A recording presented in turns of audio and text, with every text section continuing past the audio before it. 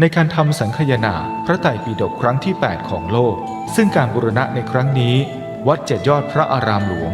ร่วมกับสำนักศิลปากรที่ 7 เชียงใหม่กรมศิลปากรได้จัดให้มีการบูรณะโบราณสถานทั่วบริเวณวัดกว่า 9 จุด 12 รายการจึงขอเชิญชวนพุทธศาสนิกชนผู้มีจิตศรัทธาทุกท่าน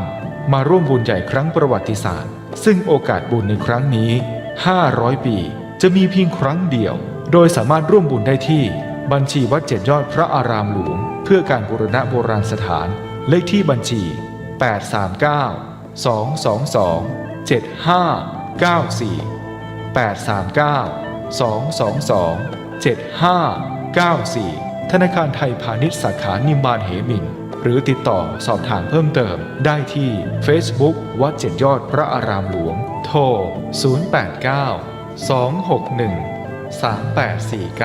089-261-3849และ0878630155นมัสการเจ้าค่ะวิกฤตโควิด -19 จะมีหลักธรรมใดช่วยได้บ้างไหมเจ้าคะเจริญพรสมัยพุทธกาลเกิดเหตุโรคระบาดในเมืองไวสาลีพระพุทธเจ้าให้คณะสงฆ์สวดพระพุทธมนต์เพื่อความเป็นสิริมงคลของบ้านเมืองและให้ประชาชนมีสติเกิดปัญญารอดพ้นจากภัยพิบัติได้สถานการณ์นี้ทุกคนตระหนักแต่อย่าตื่นตระหนกคนไทยต้องมีสติเพื่อฝ่าวิกฤตโควิด -19 ไปด้วยกันท่านกำลังติดตามรับฟังสถานีวิทยุกระจายเสียงพระพุทธศาสนาแห่งชาติและสังคมคลื่นเพื่อการศึกษาพระพุทธศาสนาและวัฒนธรรมระบบ FM 104.5 เมกะเฮิรตซ์รายการต่อไปเป็นรายการคดีโลกคดีธรรม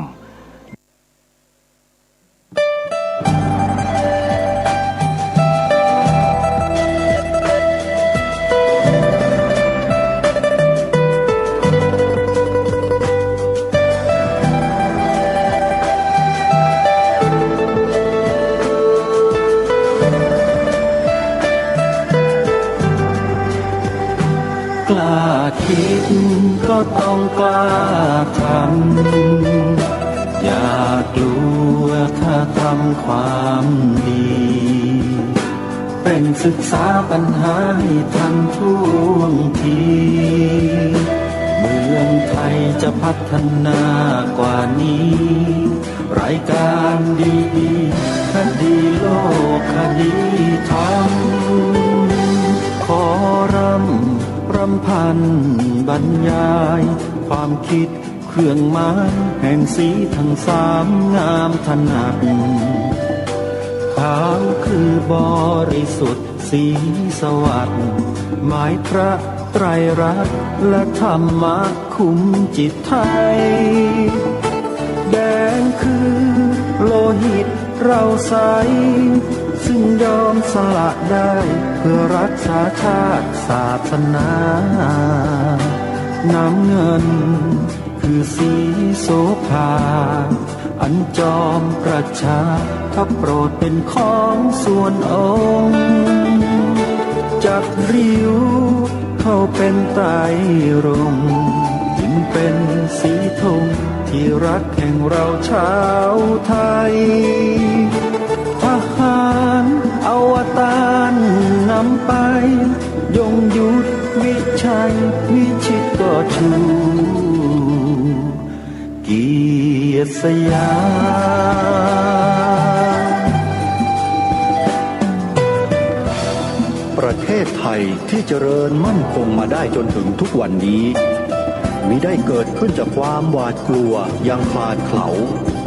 แต่บรรพบุรุษไทยของเราทุกยุคทุกสมัยล้วนแต่มีความกล้าหาญและชาญฉลาดปกป้องเอกราชสร้างชาติให้เกิดความมั่นคงโดยมีธงแห่งพระไตรรัตน์เป็นเครื่องนำชัยจึงเป็นที่มาที่ไปของรายการ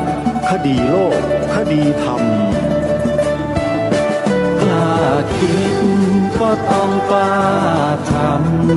ำอย่ากลัวถ้าทำความดีเป็นศึกษาปัญหาให้ทันท่วงที ฒนากว่านี้ รายการดีๆคดีโลกคดีธรรมรายการดีๆคดีโลกคดีธรรม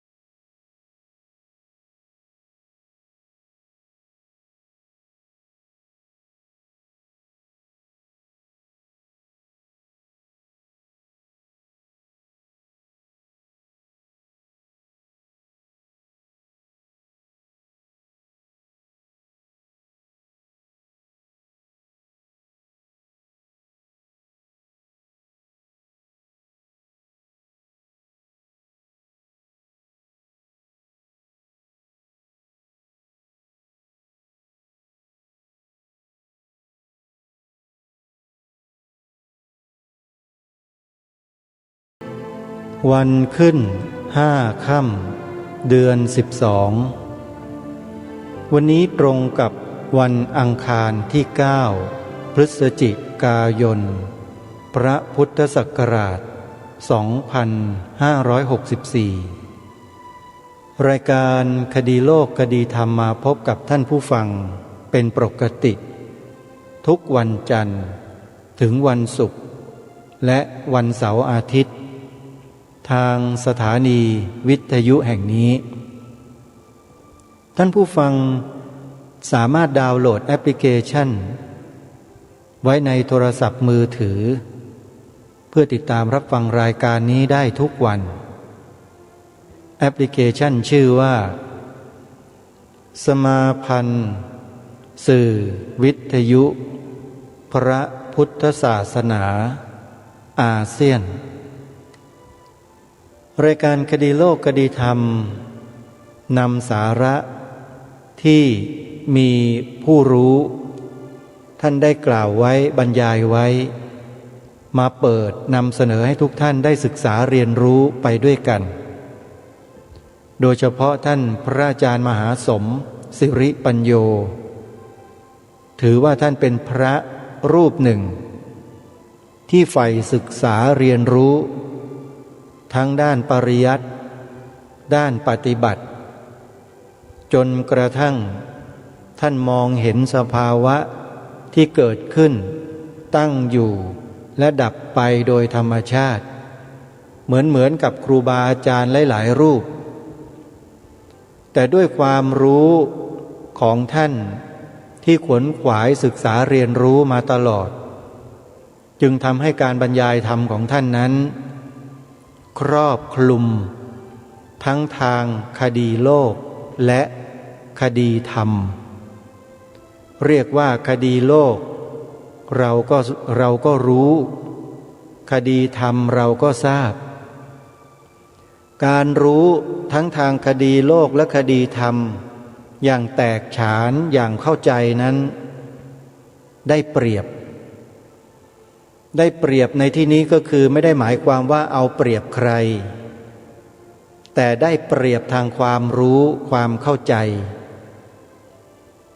รู้และเข้าใจดีกว่าผู้ที่รู้ทางธรรมอย่างเดียวแต่ไม่รู้ทางโลกปฏิเสธทางโลกรู้ดีกว่าคนที่รู้ทางโลกแล้วปฏิเสธทางธรรมไม่เอาทางธรรมคือดีกว่าหรือได้เปรียบกว่าคนทั้งสองประเภทนั้นหมายถึงอย่างนั้นเพราะหลายคนรู้แต่ทางโลก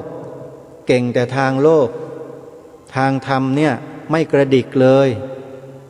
อย่างนี้ก็เกิดปัญหาสังคมเหมือนกัน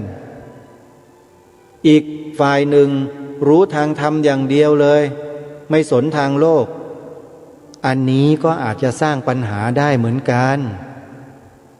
เพราะฉะนั้นถ้าต้องการจะดำเนินรอยตามพระพุทธบาท ขององค์สมเด็จพระบรมศาสดาสัมมาสัมพุทธเจ้าแล้วเนี่ยต้องรู้ทั้งทางโลกและรู้ทั้งทางธรรมไม่ต้องถึงขนาดแตกฉานหรอกรู้เข้าใจแล้วสามารถนำทั้งสองสิ่งเนี่ยมาผสานให้กลมกลืนกันแล้วนำสังคมไปสู่แนวทางที่ถูกต้องดีงามได้นี่แหละคือยอดปรารถนาขององค์สมเด็จพระสัมมาสัมพุทธเจ้าพระองค์ท่านต้องการให้คนในโลกนี้ดำเนินไปในทางที่ถูกต้องเหมือนกับรถยนต์เนี่ยรถยนต์เนี่ยเป็นเทคโนโลยีที่เกิดขึ้นจากวิทยาศาสตร์คือการพัฒนาทางด้านวิทยาศาสตร์เครื่องยนต์กลไกเทคนิคเทคโนโลยีคอมพิวเตอร์อะไรทั้งหลายทั้งปวงทั้งชิปทั้งอะไรเดี๋ยวนี้ในรถยนต์เนี่ยเต็มไปหมดเลยเกิดจากการพัฒนาทางด้านวิทยาศาสตร์และเทคโนโลยีสุดยอดมากแต่ถ้าหากว่าผู้ขับขี่คนขับรถเนี่ยขับไม่เป็นหรือขับเป็นแต่ขับด้วยความประมาทด้วยประการใดก็แล้วแต่ถามว่ารถคันนี้จะเดินไปหรือจะวิ่งไปด้วยความปลอดภัยตลอดรอดฝั่งไม่ไปสร้างความเดือดร้อนให้แก่ผู้อื่นตามถนนหนทางไหมไปไม่รอดเพราะฉะนั้นคนขับรถจะต้องรู้ทั้งเรื่องรถจะต้องรู้ทั้งเรื่องธรรมะคือความรู้สึกนึกคิดสติปัญญาความสามารถเฉลียวฉลาดทางด้านจิตใจของตนเองต้องรู้ด้วยรู้การข้างหน้ารู้ถนนรู้กฎจราจรรู้กฎหมายรู้อะไรต่อรู้อะไรต้องเข้าใจทั้งหมดและต้องมีสติสัมปชัญญะที่ยอดเยี่ยมพอสมควรจึงจะนำรถนี้ไปสู่เป้าหมายด้วยความปลอดภัยได้ฉันใดก็ฉันนั้นข้ออุปมานี้อุปไมยกับการที่เราจะนำสังคมให้ไปสู่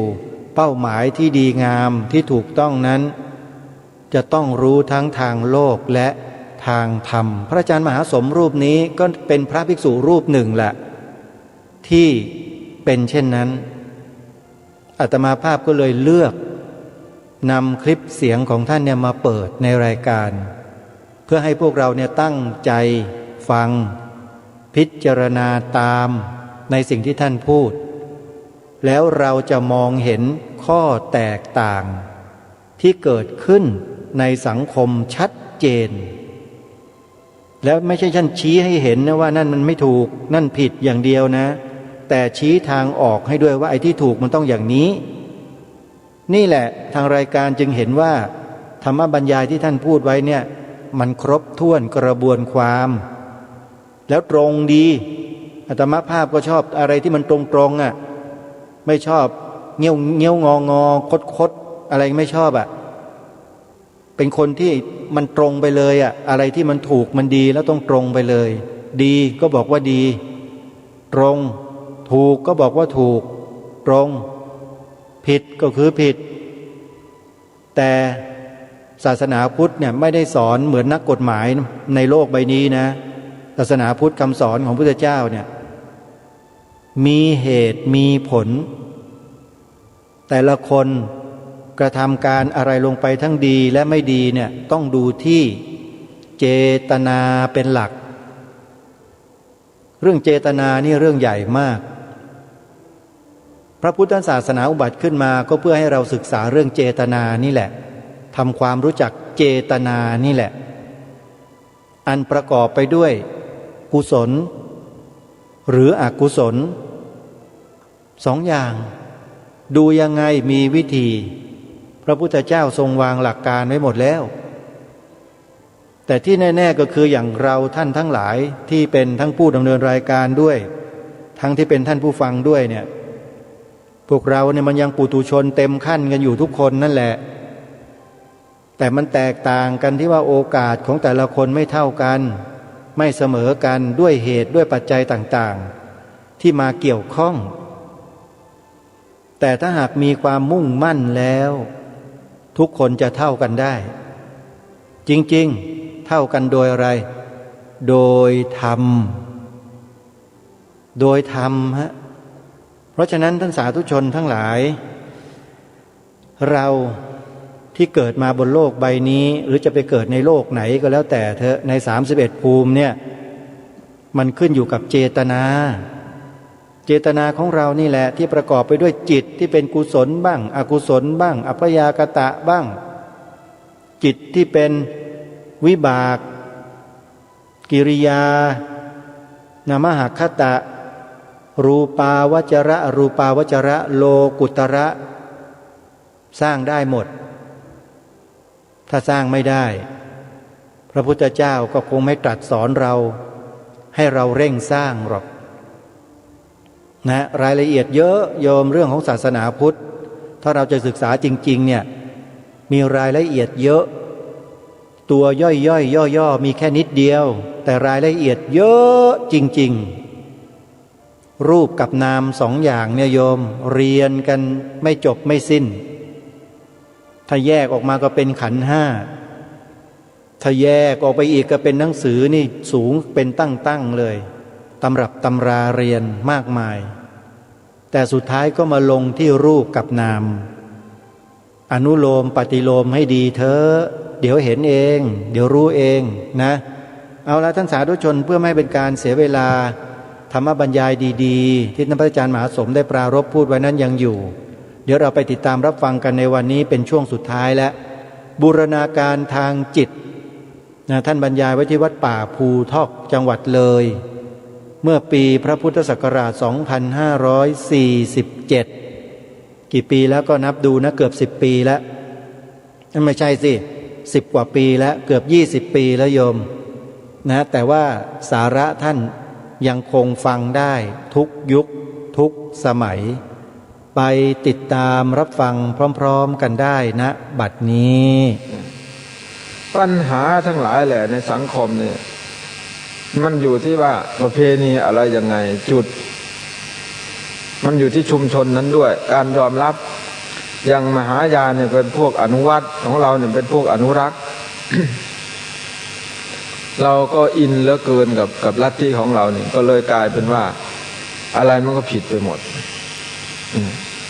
พุทธศาสนาเนี่ยถ้าเราศึกษาดีๆเอาหลักธรรมมาใช้หนูเอาแต่หม่องดีๆมันมาที่เป็นประโยชน์ต่อครอบครัวเฮาต่อสังคม ในห้องเรียนก็ไม่มีปัญหาหรอกยิ่งไปหักไม้เรียวตาม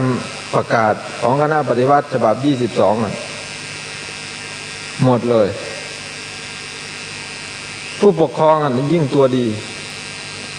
ลูกคนไหนมีปัญหาครูมีหนังสือไปเชิญมาผู้ที่ลูกตนมีปัญหานั่นแหละคนนั่นแหละไม่มาด้วยซ้ำคนอื่นมาเหมือนเลยตอนเขาเชิญผู้ปกครองมาอันนี้ลูกสูตรเลยถ้าแม่จะมาถึงหนูอาตมาก็เป็นคณะกรรมการการศึกษาก็รู้ปัญหาพวกนี้สมัยก่อนมีรถวิบากครูต้องบิดมีแผนกบู๊วิทย์กับไปไล่นักเรียนซุ่มดื่น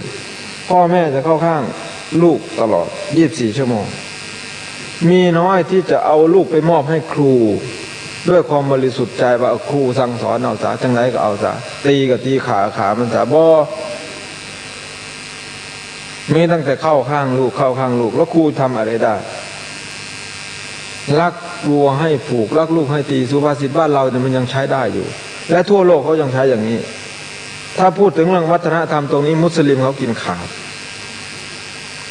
แข่งกีฬาเอเชียนเกมอยู่นั่นน่ะถึงเวลาละหมาดหุ่นยืนหันหน้าไปทั้งหินประเทศซาอุดิอาระเบียฝั่งทะเลแดงเขาไม่ได้สนใจได้ลูกบอลมันอยู่ยังไงนั่นคือมุสลิมของแท้ของเราเนี่ยอะไรแค่ทำวัดวันละ2 ครั้งนี่นอนโกนถ่านี่ไม่ต้องนับพระนะเอาโยมด้วยทั้งโยมนั่นแหละของเขานี่เป็นโยมแท้ๆนะเขาไม่ใช่นักบวชนะ5 ครั้งนะวันละละหมาดเดี๋ยวนี้นี่เขามีทำที่ละหมาดตามสถานีรถไฟต่างๆมีห้องพักอย่างดีเขามีงบประมาณออกไปพวกเราอยากได้งบประมาณเนี่ยเราไปเดินขบวนเอาของเขาเนี่ยอยากได้งบประมาณเขาก็รุนแรงตัดข้อยิ่งขา40,000 40,000 ล้าน3จังหวัด19จังหวัดภาคอีสานบ่ได้งบหลายปานนั้นงบพัฒนา19จังหวัดไม่ได้มากเท่านั้นนั่น3จังหวัดแค่นั้นแล้วก็ไปแก้ปัญหาซะด้วยไม่ได้เอาไปพัฒนาเอาไปแก้ปัญหาก็เลยกลายเป็นว่าสังคมเสื่อมหนักสุดลงไปไม่รู้จะแก้จุดไหนด้วยเนี่ยลูกเต้าเราหลานนี่บ่เสือบ่พังมันสิพากันมั่งว่าเพนี่หีดเก่าหีดแต่กกแต่เข่าบ่เอาเข่าใส่หูมีแต่ปูถูหล่นผ้าโล่หมุนปลาไผกับว่าโตกระดอกพวกหูบ่ลืนกันเห็นบ่อ้างว่าเจ้าของเรียนหลายเฮี้ยนสูงเรากำลังเรียนของคนโบราณอยู่เราก็แอนตี้คนโบราณสูตรอะไรต่างๆนี่มันไม่ใช่สูตรของคนเดี๋ยวนี้ดอกสูตรของกาลิเลโอบ้างไอน์สไตน์บ้างเซอร์ไอแซคนิวตันบ้างอันนั้นรุ่นพี่ของพ่อเราอีกปู่ของพ่อเฮารุ่นนี้พระพุทธเจ้าทั้งนักกลับไปกว่านั้นอีก 2,000 กว่าปีแล้วนั่นน่ะเอาโบราณทำไหนน่ะยังไปดูถูกคนโบราณโอ้ยเจ้านั้นมันหัวโบราณเป็นว่าทั้งที่คนโบราณนั้นเก่งกว่าเราเยอะเด็กสมัยนี้จะไปยกอะไรขึ้นไปปลุกกินเขามันยังหาย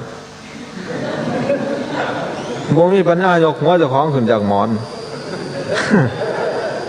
ไปดูพีระมิดนี่ประเทศอียิปต์นี่มีพีระมิด110 แห่งใหญ่ที่สุดก็ที่กิซาที่ล่ำลือกันหินแต่ละก้อนนั้นหนัก2 ตันขึ้นไปมีบางก้อนหนักถึง70 ตันถามว่าคนเดี๋ยวนี้ทำได้ไหมจะทำแข่งคนโบราณไหม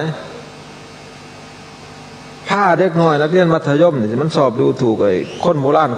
ไปเบิ่งเขาพระวิหารมึงแต่ถามมันมึงยกหินก่อนนี่ได้บ่พวกนี้ต้องไปเจอของจริงจะรู้ว่าวิวัฒนาการคนสมัยก่อนเอาใกล้ๆโตมันเข้ามาอีกเอามึงเลี้ยงลูกแข่งกันก็แม่เบิ่ง10 ต่อ 10เอาใกล้ๆโตมันนี่แหละมันแพ้หลุดลุ่ยหมดไม่มีทางสู้คนโบราณได้สักเรื่องสักราวเอาเขาคักๆบ่มีปัญญาเฮ็ดหยังเลยคนเดี๋ยวนี้ไม่มีปัญญาจริงหมดเลยสภาพเลยข้อสอบที่เราทำได้มานั้นเพราะทำคะแนนได้มันยังไม่ได้หมายถึงสมรรถภาพของคนแต่ก่อนจะไปโรงเรียนอาตมาต้องเอาควายออกไปนาต้องไปดำนา2 หน้าสุดแล้วจึงไปโรงเรียนได้แต่ไปโรงเรียนเนี่ยตั้งแต่เข้าโรงเรียนจนออกนี่ไม่ทราบว่าได้เงินถึง10 บาทหรือยังคิดไม่เห็นแต่วันที่ออกนั้นแน่ๆได้5 บาทครั้งละสลึงนี่นับครั้งได้คิดว่าไม่ถึง10 บาทแน่นอนก็ต้องแม่มีวิธีถ้าแม่มีวิธีสอนแม่ก็บอกว่าลูกไปแบกไม้ลำปอ3 แบกเด้อแล้วก็แบกเอามัดใหญ่ๆพอเราแบกไม้ลำปอมา3 แบกบักใหญ่สมอแลกเงินสลึงนึงแม่ก็เป็นกบวตรวจสอบบ่แม่นกบวดอกอมกแม่ก็ไปตามไปเดินลูกค่ำเบิ่งกำเบิ่งมันแหนนบ่ไม่ลำปอโลยางอ้อมไปยางอ้อมมาโอ้ใหญ่อยู่ใส่ได้อยู่ดอกหล่าแล้ววะ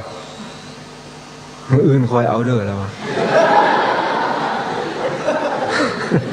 สลึงหนึ่งยังถูกต่อรองสลึงเดียวน่ะสมัยนี้ลูกพ่อท่านไหนว่าปากไม่ยังล่ะลูกนอนพ่อท่านตื่นล่ะมากดรถไฟถาล่ะปูดเพิ่นเอารถไฟปลุกลูกเพิ่นปูดเด็กมันยังไม่รู้เลยนี่คืออะไร What is this มันยังไม่รู้เลยนี่คือวัฒนธรรมมอมเมาลูกยังบ่ทันหูซ้ำเอามาให้มันขนให้มันได้รับความสะดวกเด็กก็เลยสอนยากสอนมึนสอนบ่เสือสอนบ่ฟังวัฒนธรรมเอาเงินทุ่มเอาวัตถุนิยมทุ่มอย่างน้อยๆต้องให้เด็กเห็นวัตถุชิ้นนี้ก่อนนั่นคือกฎและต้องให้เขาออกปากขออย่างน้อย2 ครั้งเทื่อที่3จังให้แล้วก็ให้ต้องให้แบบต่อรองแบบพวกนึงนี่แหละอย่าให้เลยถึงจะสงสารลูกแค่ไหนก็ตามให้เข้าห้องปิดประตูร้องไห้เลยสงสารแม่สงสารเจ้าแห้งลูกเอ้ยแม่เฮ็ดจังสี่ย้อนแม่สงสารลูกแม่ให้บ่ได้ดอกแม่ย่านลูกบ่ดีย่านสู่บ้านสู่เมืองเขาบ่ได้อักห้องให้เอาเองถ้ารักลูก อยากให้ใจสิขาดแล้วในใจแม่นี่แต่ว่าอยากให้ลูกหูคุณค่าของสิ่งของต้องอย่างนั้นสมัยนี้ให้อยากได้ไม่ยังมันเลยชินเอาไม่อยู่เดี๋ยวนี้เด็กเอาไม่อยู่นี่คือวัฒนธรรมตัวนี้เสียไปต่อไปนี้เอาไปใช้ได้เลยสูตรนี้อย่าไปเฮ้าหักเขาอย่าไปตามใจเขาที่แม่รักลูกกับที่แม่ไม่ให้นี่คือแม่รักลูกอยากให้ลูกรู้ว่าอะไรเป็นอะไรอย่างนี้นะต้องให้เขาเห็นต้องสอนต้องบอกธรรมะของพระพุทธเจ้าสามารถทำได้ผลทุกข้อถ้าเอาเราไปทำจริงจังเรายังไม่ได้ทำเรายังไม่ได้ทำมันเป็นเพียงตัวหนังสืออยู่อย่างนั่งสมาธิก็เหมือนกันอยู่วัดตมาเนี่ยก็ลุกนั่งตีหนึ่งตีสองพาลูกศิษย์ลูกหาขึ้นนั่งเฮ็ดตั้งสี่มาสม่ำเสมอตั้งแต่บวชนั่นบ่ได้มีขี้ขาดเพราะว่าเฮาคิดว่าเป็นหน้าที่ต้องคิดว่าเราจะทำตัวเป็นตัวอย่างเราเป็นผู้สอนเราเป็นครูสอนครูมันต้องเป็นทั้งจิตวิญญาณเป็นทั้งตัวอย่างทั้งหมดบวชเข้ามาท่องหนังสือนี่7 ตำนานอาตมาท่องจบตั้งแต่ยังไม่บวชพอบวชเข้ามาปั๊บก็ได้พรรษาแรกก็สวดปฏิโมกข์สวดอะไรพวกนี้ได้พอพรรษา2อาตมาก็จบมนต์พิธีครูบาอาจารย์อาจจะเคยเห็นหนังสือมนต์พิธีเล่มเหลืองๆ300 กว่าหน้าไม่เหลือสักตัวพรรษา2คำว่าไม่เหลือสักตัวนี่ได้เพราะยังจักแถวได้นั่นอาตมาสวดไม่เหลือสักแถวนี่ยังไม่อัศจรรย์เท่ากับพระพม่าเขาท่องพระไตรปิฎก45 เล่ม20,000 กว่าหน้าและพระพม่านั้นก็ยังไม่อัศจรรย์เท่ากับหลวงพ่ออานนท์หลวงพ่ออานนท์นั้นเป็นผู้ให้คำตอบวินัยกับอภิธรรมขออภัยอภิธรรมพระสูตรกับอภิธรรมแต่ว่าวินัยนั้นหลวงพ่ออุบาลีเป็นคนตอบอภิธรรมนั้น 42,000 ข้อพระสูตรนั้น 21,000 ข้อพระวินัย 21,000 ข้อท่านจำได้ยังไงสมองคนสมัยก่อนมันยังไม่มีอะไรเข้าไปเจือปนสมัยที่คนเขาใช้ความสามารถล้วนๆคนแต่ก่อนเขาใช้ความสามารถที่มีอยู่ในร่างกายล้วนๆเราอาจจะเคยได้อ่านเรื่องจิตใต้สำนึกที่เราเอาจิตออกมาใช้ได้ในปัจจุบันนี่เพียง 2-3%อีกเป็นภูเขาน้ำแข็งที่จมอยู่ใต้น้ำนี่อีก90 กว่า%นี่เราไม่สามารถดึงมาใช้ได้เลยเพราะปัจจุบันนี้เราถูกล้างสมองด้วยระบบของโลกระบบการค้าระบบอะไรต่ออะไรเนี่ยเดี๋ยวนี้ชาวบ้านก็ดีจะเป็นข้าราชการเป็นครูเป็นตำรวจเป็นทหารหรือใครก็ดีจ้องแต่ว่ามือใดเขาจะเอาเงินมาให้ยืมหน่วยใดองค์กรไหนว่าแต่เขามาสิเป็นลูกค้านั่นน่ะคือเราตกเป็นลูกค้าของเขาชาตินี้ทั้งชาติเราไม่มีทางได้เป็นผู้นำเราเป็นผู้นำโดยตำแหน่งหนึ่งเท่านั้นและจุดบกพร่องใหญ่ที่สุดของชาวพุทธก็คือเราไม่ได้เรียนธรรมะของเราเองของพระพุทธเจ้าแต่มาน้อยอกน้อยใจบางทีเหตุจะได้เนาะแต่เขาศึกษาลูกศิษย์ลูกหาหมดนี่ในพระไตรปิฎกเล่มที่21นิพพานสูตรข้อที่179หน้าที่190จดไปเปิดดูพระพุทธเจ้าพูดถึงสัญญาของคนไว้4อย่างคนเรามีสัญญา4อย่าง1หีนามุติกะหีนาสัญญาหีนาทิมุตติกะสัญญาหีนาภาคิยะสัญญาแปลว่าสัญญาจำได้แต่สิ่งไม่ดีมันอยู่ในฝังอยู่ในใจเราเนี่ยคนเราเดี๋ยวนี้สัญญาตัวนี้มันกำลังเจริญงอกงามมากเราไปถามดูลูกหลานนักเรียนมัธยมนางพระพุทธเจ้านี่เป็นผู้ใดเกิดอยู่ไสพระพุทธเจ้าตรัสรู้มั้งหยังพระพุทธเจ้าสอนว่าหยัง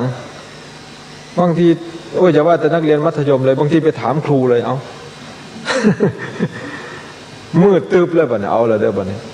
มืดตึบเลยอาราธนาศีล 5บางทีก็ยังไม่ได้ว่าศีล 5ยังบ่ได้เอาลองไปถามมึงบ่เนี่ยว่า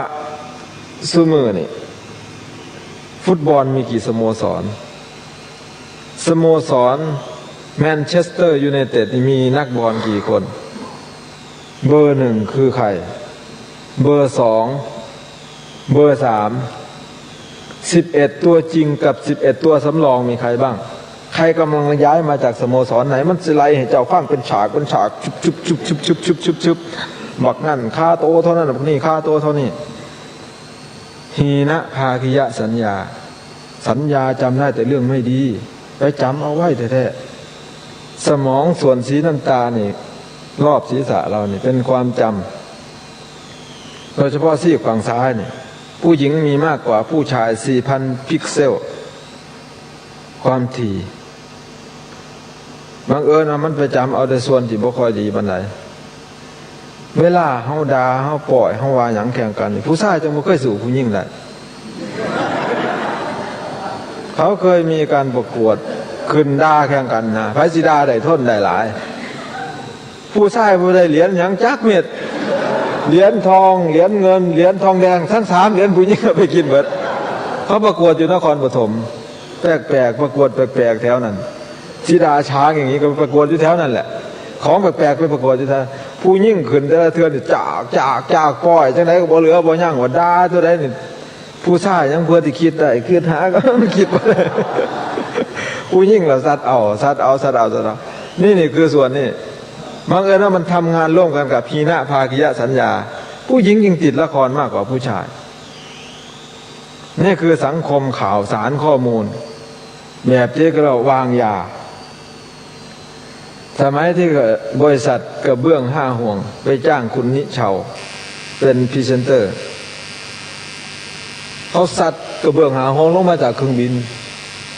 รุ่น2 เครื่องยนต์หางตัดบินจู้ไปเครื่องกระเบื้อง5 ห่วงตกจุบลงมาเสียบขี้ดินพวกเล็กน้อยที่มันไปหามาเป็นพรีเซนเตอร์แล่นขึ้นกอก็ไม่อ่อนตอนบอกนิเชาคอยจอบมาเบิ่งจอบมากแล้วมันกระถืบเราเข้าใจอะไรบ้างนี่คืออิทธิพลของการเสพต้นโอ้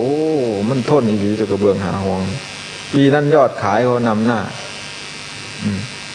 สมัยสิ่งอัศจรรย์ที่8ของโลกโฆษณาเครื่องโทรทัศน์ Panasonic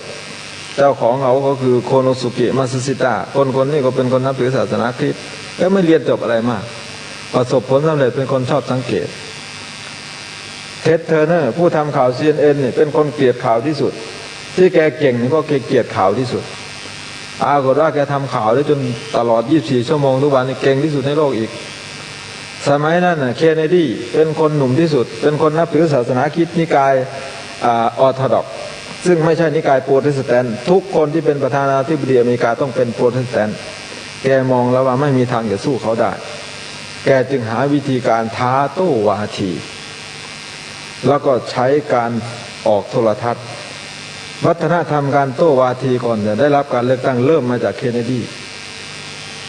สงครามการข่าวสารเริ่มมาตั้งแต่นั้นและเริ่มดังที่สุดสมัยที่เขาลงข่าวการเสียชีวิตของคนดังๆมันแพร่กระจายไปทั่วโลกแต่ละคนมันเป็นดาบ2 คมพวกนี้หอดน้ำแรงมากเขาจังบ่แม่นเรื่องแปลกมันยังสิแม่ใหญ่จะต้องมานั่งญาติรีโมทกับหลานเนี่ยเพราะหลานมันชอบอีกช่องหนึ่งแม่ใหญ่ก็ชอบช่องหนึ่งติดละครคนละช่องหลานก็สิกุมเบิ่งการ์ตูนแม่ใหญ่ก็สิเบิ่งละครนี่ล่ะญาติรีโมทกันหมอผู้พอจักสิเข้าช่องไหนหาหม่องเข้าบ่ได้แค่เขียนแอวย่างห้นอยู่ เพราะว่าทั้งพี่กำลังญาติรีโมทกันอยู่เรากูสิเบิ่งบ่ไหนเนาะบัดสิเบิ่งข่าวเนี่ยก็บ่ได้เบิ่งผู้ชายส่วนมากสิเบิ่งสิ่งเป็นสาระอยู่ถึงแม้ว่าเวลาทำจะได้ทำสิ่งไม่เป็นสาระแต่เวลาดูเวลาอะไรเนี่ย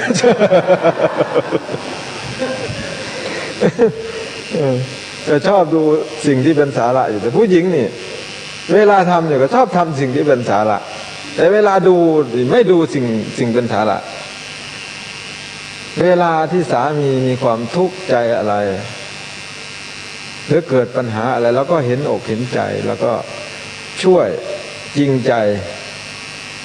ร้องห่มร้องไห้เหมือนกับร้องไห้ในละครนั่นแหละเหมือนกันแต่มันขึ้นในละคร ทำได้ไหมง่ายๆไม่ใช่เรื่องยากตัวนี้อย่างไปนางห้องไห้น้ำละครหรือจังเลือตนเขาหลาย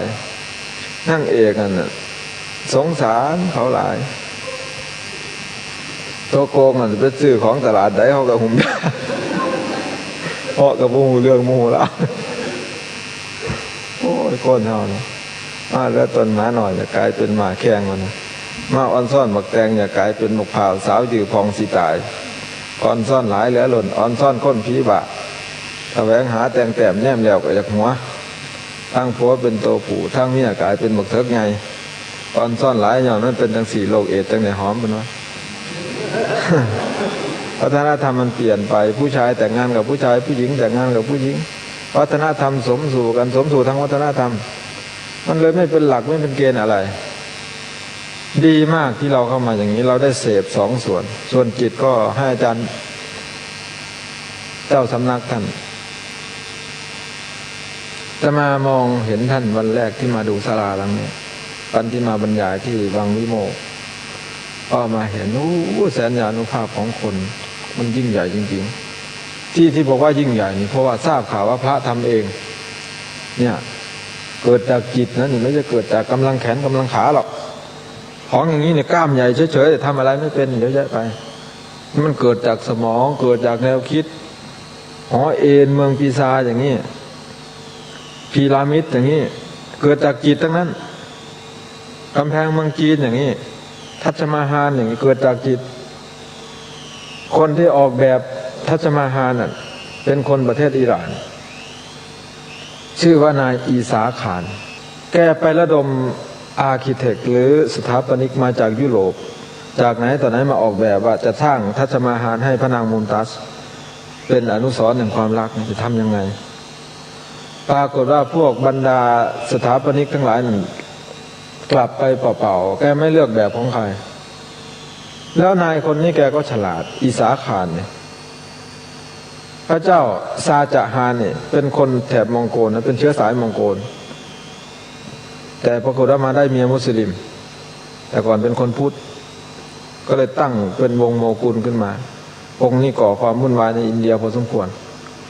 ก็เลยแกก็เลยอยากรู้ว่าพระเจ้าซาจะฮานนี่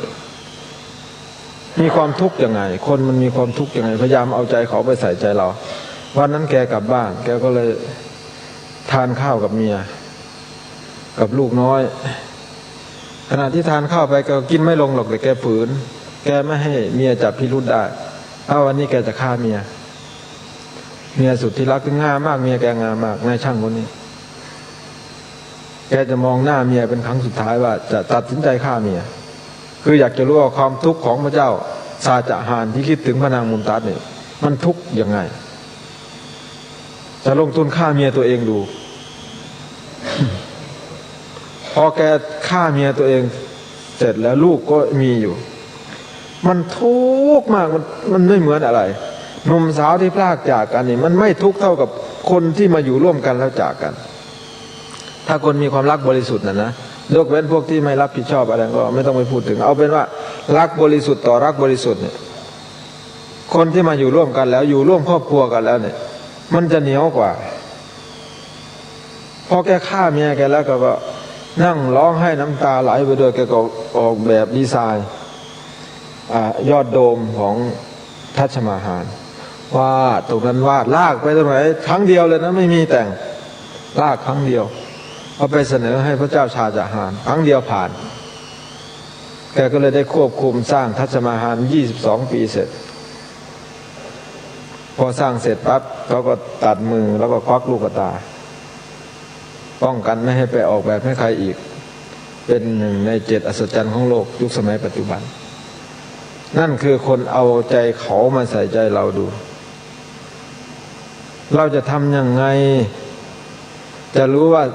คู่เรามีความทุกข์ยังไงขณะที่เราไม่กลับบ้าน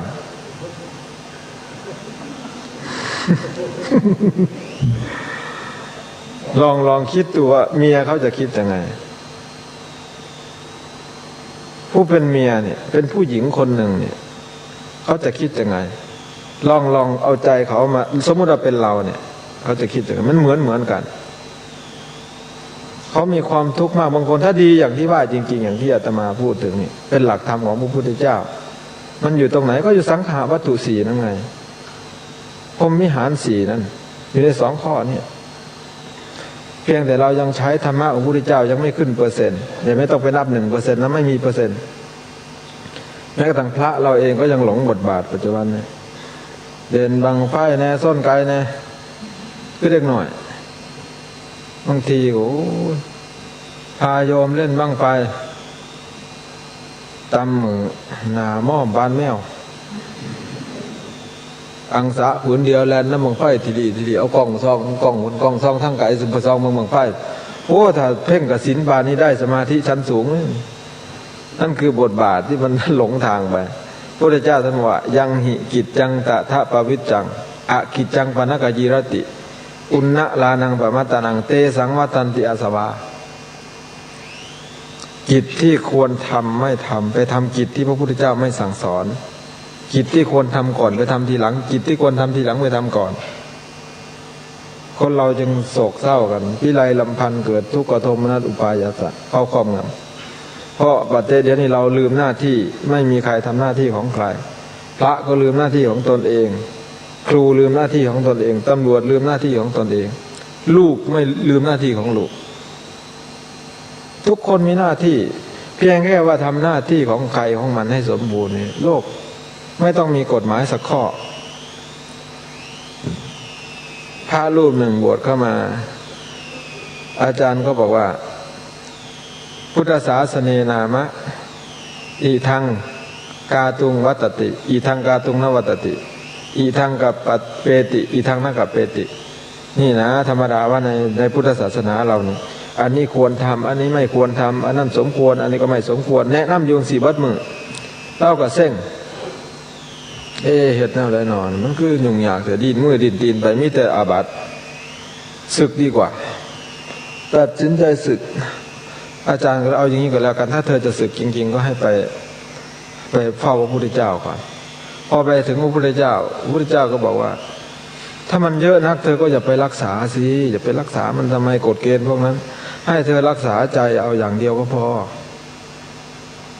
จึงเลยวันพระพุทธเจ้าจี้จุดพระพุทธเจ้าเป็นสัพพันอยู่เป็นคนรู้โลกอย่างแจ่มแจ้ง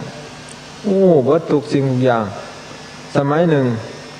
พระพุทธเจ้าเสด็จเข้าไปบิณฑบาตแต่เข้าไปโปรดพราหมณ์ตายายสองคนนายครุกแม่นเขาฉายาให้ว่าเป็นนอสตารามุสทางเศรษฐศาสตร์หรืออลันกินสเปนของผู้ว่าการธนาคารอเมริกาสองคนนี่บวกกันบวกแถมจอร์จโซลอสอีกคนหนึ่งเอาสามคนนี่เป็นคนยิวทั้งหมดรวมกันเข้าเทียบภาษาเศรษฐศาสตร์กับพระพุทธเจ้าเทียบกันไม่ได้พระพุทธเจ้าแล้วเขาไปบิณฑบาตย่ามเศร้าอย่างที่เราก็ลั่งดังไฟผิงมันหนาวผ่านเข้าไปทางหน้าบ้านนางสาวอินเดียนางสาวโกสัมพีลูกสาวได้เป็นนางงามใหม่ๆโอ้ยไผไปขอลูกสาวก็บ่เอาแล้วจะไปเอาอย่างไงมันไม่มีใครเหมาะสมกับลูกสาวเราหรอกลูกสาวเรางามแบบนี้จะไปให้แต่งงานกับใครได้ยังไงโกรธว่าเห็นพระพุทธเจ้าหันมาเห็นพอดีว่ากำลังผิงไพ่อยู่สิหันมาเห็นอุ้ยเท่าเราเห็นแล้วสิคนงามบ้านนี่สมควรเป็นลูกเขยเฮานะแล้วนั่งทีดีไปพูดไปกราบทูลพระพุทธเจ้าว่าท่านสมณะท่านนี่แหละจึงเหมาะสมกับลูกสาวเราพระเจ้าเป็นคนหล่อมากนะแต่ว่าแต่ผู้หญิงนะผู้ชายด้วยกันก็ติดเพราะเป็นคนอารยันแล้วก็น้ำซ้ำพระพุทธเจ้าจะมีแสงบางๆฉับพลันรังสีออกมันเปล่งปลั่งมากมองไงมันก็งามทุกคนก็อยากชมอยากเข้านั่งใกล้ทีนี้ก็บอกว่าจะให้ลูกสาวไว้เป็นคู่ครองเลี้ยงเกลือกันพระพุทธเจ้าก็ไม่ตัดอะไรพระองค์ก็แสดงรอยพระบาทไว้แล้วก็เดินไปเขาก็ลังแรงไปเอาลูกสาวมาอยู่ไปจูงลูกสาวเกิงหลากเกิงจูงพามาพ่อผู้ชายหมอกับมึงแล้ววะท่านไปจูงลูกสาวมากูเมียกับแลนต้องกดมาท่านใส่เราเท่าด้วยนี่เพิ่งนั่งยืนอยู่นี่วะท่านมันจะไปใส่แล้วท่านพอเมียมาก็มองเห็นรอยเท้าโอ้ยเท่าอันนี้มันโมเมนห้อยตีนคนธรรมดาคือที่บ้านที่เมืองตัวนี้ห้อยตีนนี่เป็นห้อยตีนคนโมเสสกรรมกุลมึงอย่าเว้ามากเอาน้ำไปด้วยนี่วะท่าน ด่าเมียแล้วก็จูงลูกจูงเมียแล้วนั่นก่อนพระพุทธเจ้าก็ไปยืนถ่ายแล้วเจตนาไปห้อยไปเว้าแบบเก่าอีกแล้วว่าสิมอบลูกสาวให้เลี้ยงเกลือเผื่อมามกันเอาพระพุทธเจ้าท่านบอกว่าจะมาไม่เอาหรอกลูกสาวของโยมมันเต็มไปด้วยมูดและกรีดภาษาบ้านเฮาก็ว่าเต็มไปด้วยขี้ตีนเฮาก็บ่ให้ถือต้องดอกเอาว่าเครียดอาฆาตพระพุทธเจ้าตั้งแต่มื้อนั้นถือขี้ดินปึ้งนางมากันติยาเครียดให้พระพุทธเจ้าแห้งพ่อกับแม่สองคนพระพุทธเจ้าบรรลุเลยบรรลุอนาคามีพระพุทธเจ้าเว้าซ้ำนั้นถามว่าพระพุทธเจ้าทำอย่างนั้นทำไมก็เพราะว่าพระพุทธเจ้าเป็นนักเศรษฐศาสตร์ทางจิตระดับโลกได้กำไร2คนหนึ่งเขียดกระซังมันตัวอาฆาตพระพุทธเจ้าคนที่เข้ามาเกี่ยวข้องกับพระพุทธเจ้ามีแกทำลายหมดนางสามาวดีนี่ถูกคอกในไฟตายพร้อมบริวาร500ก็เพราะนางคนนี้นางมาคันธยาเนี่ยเสียดายว่าวันนี้แนวปฏิบัติคงไม่ได้เน้นอะไรมากมายเพราะว่าท่านอาจารย์คงจะพูดเรื่องแนวปฏิบัติพอสมควรไปแล้วแต่มาคงจะไม่รอดแล้วเสียงเริ่มมีปัญหาก็คงจะยุติหรือใครมีปัญหาอะไรให้เวลานิดหน่อยมีปัญหาอะไรไหม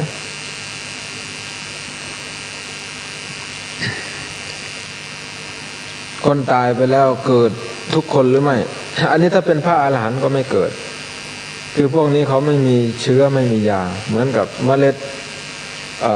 พืชที่เราคั่วแล้วมันไม่มีเชื้อแล้วแต่พวกเราเนี่ยมันมียางเยอะที่เรามานั่งนี้ก็คือมานั่งให้ยางมันแห้งนั่งเขาเรียกนั่งอบยางเยอะเชื้อมันยังอยู่ตายไปก็งอกอีกเกิดอีกคนที่เคยทำบาปต่อมาได้ทำบุญมากขึ้นบุญที่ทำจะล้างบาปได้หรือไม่บาปนี่เป็นสิ่งที่ล้างไม่ได้ ห้องใครก็ห้องมันคือหมายความว่าเบียดนะใช้ภาษาสำนวนว่าเบียดเขาไม่ใช่ชนวิธีของการทำบุญกับบาปคือชนคือเบียดไม่ใช่ชนถ้าชนเนี่ยหมายความว่าจะต้องกบหรือพักให้หายไปเลยนะวิธีเบียดก็คือเบียดให้ตกถนนนะเข้าใจไหมมีอุปมาหนึ่งก็คือว่าสมมุติว่านี่คือ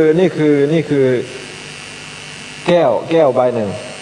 เราเอาเกลือใส่ลงไปสักช้อนน้ำนี่ก็จะเค็มเพราะน้ำมันน้อยใช่ไหมเราอยากให้เกลือนี่หายเค็มเราทำยังไงเติมน้ำลงไปเรื่อยน้ำใสมันยังเค็มอยู่ก็เติมน้ำลงไปอีกถ้ามันยังไม่หายสมมติว่ามันเต็มแล้วมันยังเค็มอยู่ก็เทลงกระโถนเลยเทลงกระโถนมันแล้วกระโถนเลยยังเค็มอยู่ใส่คุไปเลยถ้ามันยังมีรสชาติอยู่นิดหนึ่งก็เทไปใส่โอ่งแดงไปเลยพอไปถึงน้ำระดับมันเกลือมันหมดฤทธิ์ถามว่าเกลือไปไหนมันก็อยู่นั่นแหละมันไปใส่มันล้างไม่ได้แต่ว่ามันหมดฤทธิ์มันอยู่นั่นแหละนี่คือวิธีการบาปกับบุญมันสิลบกันบ่ได้ของไผกับของมันแต่ว่าอยู่ที่อันไหนมีพลังมากกว่าเหมือนกับตอนกลางคืนนี่แหละมันไม่ได้ไปไหนมันก็อยู่นี้ตอนนี้มันบ่ได้ไปใส่ได้มันแพ้ขี้ตะเว้นซื่อๆตอนนี้ขี้ตะเว้นลอยหนีปั๊บมันก็มืดเขาทันทีคือกันมันบ่ได้ไปใส่มันก็อยู่นี่ดาวก็เต็มท้องฟ้าไปหมดทำไมจึงมองไม่เห็นมันแพ้แสงอาทิตย์ไม่ได้ไปไหนเกลือกับบ่ได้ไปใส่บาปคือกันมันไม่ได้ไปไหนมันอยู่ในใจเราเป็นแต่เพียงว่ามันแพ้พลังเขาจึงเรียกว่าบารมีนั่นแปลว่าสั่งสมสอเฮ็ดบุญปีละล้านกับเฮาใส่บาตรมื้อละซ้อนบ่ได้หลายซำเฮาใส่บาตรมื้อละซ้อนเด้เพราะว่าปีนึงมันหล่นตุบลงก่อนนึงต้นนี้มันมื้อละซ้อนปอกสม่ำเสมอน่ะเขาเรียกบารมีอะไรก็ตามที่ทำสม่ำเสมอก็เรียกบารมีทำให้เต็มจนกว่าจะถึงฝั่งนะคิดว่าคงไม่เปิดโอกาสอีกเพราะว่า เหนื่อยจริงๆวันหนึ่งใช้เสียงมากมายบางวันใช้เสียงเป็นเกือบ10 ชั่วโมงต้องขออภัย เอาละท้ายที่สุดนี้ขออำนวยพรให้ท่านทั้งหลาย มีความสุขมีความเจริญงอกงามอยู่ในศีลในธรรม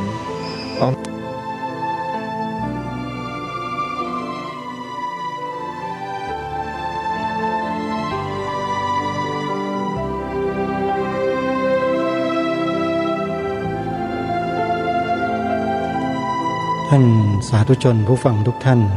เวลาของรายการของเราก็ใกล้จะหมด เนื้อหาก็จบลงพอดี ก็เป็นอันว่าการบูรณาการทางจิตธรรมบรรยายของพระอาจารย์มหาสมศิริปัญโยเทปนี้ เราได้ฟังกันจนจบ ส่วนใครสนใจจะไปติดตามรับฟังย้อนหลังอีก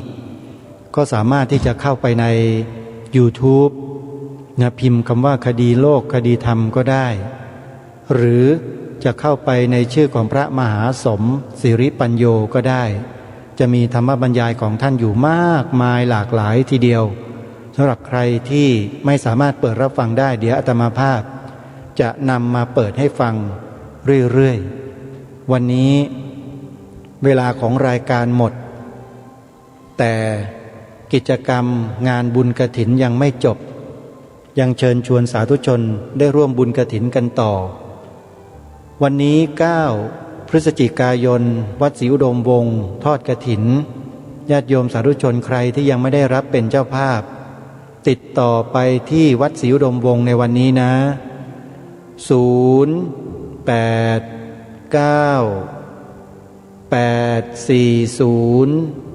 0898404968และในวันเสาร์อาทิตย์นี้มีบุญกฐินที่วัดอารามมงคลตำบลยางตลาดอำเภอยางตลาดจังหวัดกาฬสินธุ์เชิญชวนสาธุชนร่วมเป็นเจ้าภาพโดยพร้อมเพรียงกันและกฐินสุดท้ายของปี19พฤศจิกายนที่วัดสามชุกงานนี้อาตมาภาพเดินทางไปทำหน้าที่เป็นพิธีกรใครสนใจจะพบหน้าค่าตาทำความรู้จักอาตมาภาพก็ไปที่วัดสามชุกพบกันที่นั่น18-19พฤศจิกายนนี้วันนี้เวลาของรายการหมดลงแล้วอาตมาภาพต้องขอสมมุติยุติรายการไว้แต่เพียงเท่านี้ไว้พบกันใหม่ในวันต่อไปขอความสุขสวัสดีในธรรมแห่งองค์สมเด็จพระบรมศาสดาสัมมาสัมพุทธเจ้าจงปรากฏเกิดมีขึ้นในจิตใจของท่านผู้ฟังทุกท่านทุกคนเทินขอเจริญพร